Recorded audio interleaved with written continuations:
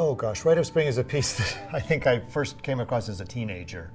I remember I went to a music camp and my roommate, who was more sophisticated and a little older than I was, I think I was about 13, had a score to the Rite of Spring.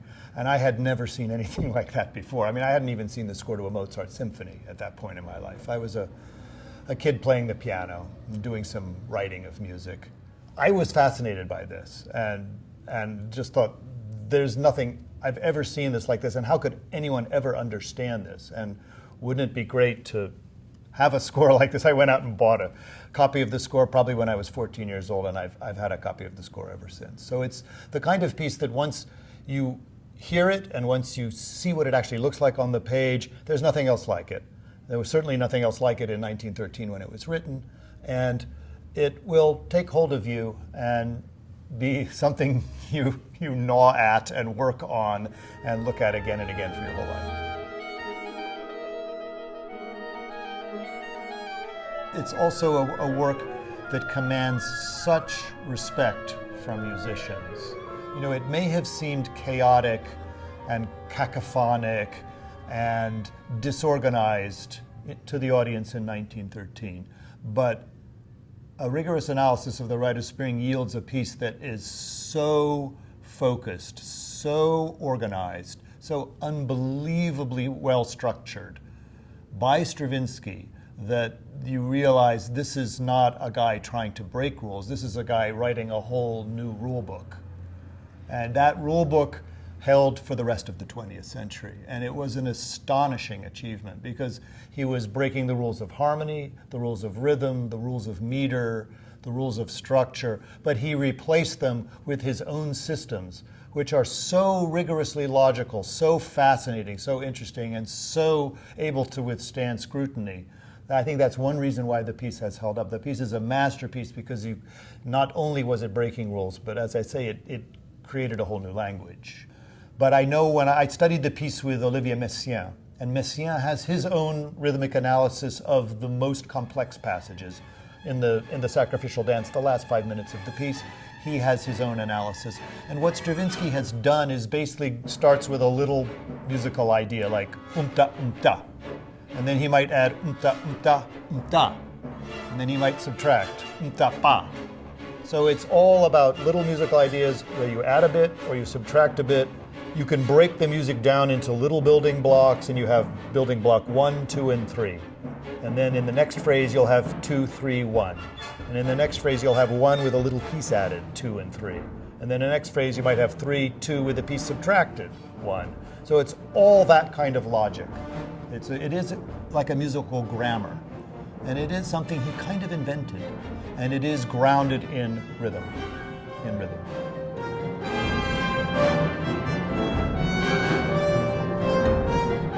The piece has incredible visceral impact. It tells a story. It's a ballet. The story came to Stravinsky in a dream. It's a story about the arrival of spring, and when spring comes, then celebration has to happen, and that celebration takes on a drama and a power and a seriousness actually in this piece because it involves sacrifice. It involves human sacrifice. So the first half, it's kind of waking up and realizing that spring is coming, and Stravinsky talks about the cracking of the ice on a Russian lake when the weather gets warm enough, and this renewal, little bits of green coming up, the white earth disappearing and the brown earth taking its place, and growth and renewal and celebration and games. That's the first half, and that's the daytime half. The second half is the nighttime half. So the scene changes to nighttime, and this half is much more mysterious and starts to have a slightly sinister overtone. And the important thing, the crucial thing, the critical thing, the thing that was the germ in Stravinsky's mind, the dream he had, is he dreamt of a woman who was chosen to be the human sacrifice, and the sacrifice occurred by her dancing herself to death. The aspect of ritual and the sound of ritual was what he was after. So if you think about the context in 1913, he's throwing out the entire kind of romantic tradition of flowery or of complex. You know, the French tradition was flowery, beautiful surface. The German tradition was the more complex it is, the better. And he was creating something really new, really primitive, really earthy. And that's where the, yum, bum, bum, bum, bum, bum, bum, bum, bum, dum, dum, dum, this what we call ostinato in musical terms, this repetition of a single idea, but with primitive, jagged rhythms. That's how this got created.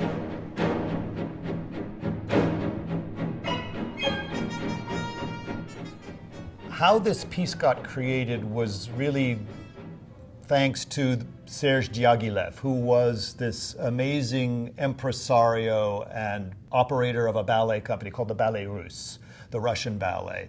He had a season every spring in Paris, and all the rich people, all the bohemians, all the musicians, all the artists came. It was the thing to do. And he was responsible for the creation of some of the great ballets of the 20th century. The Firebird of Stravinsky, Daphnis and Chloe of Ravel, Petrushka from Stravinsky. And by the time 1913 rolled around, he had more and more grandiose ideas. Diaghilev did not think small.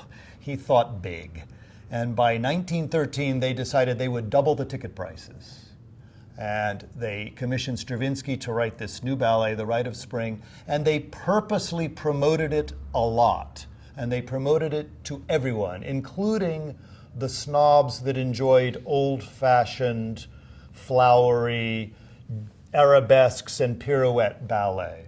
And they did that on purpose because, frankly, they understood something we understand today, that all publicity is good publicity, and they wanted to attract the widest possible audience and, frankly, to create the biggest possible scandal. And they got exactly what they wanted. In fact, that was the famous line after the scandalous premiere.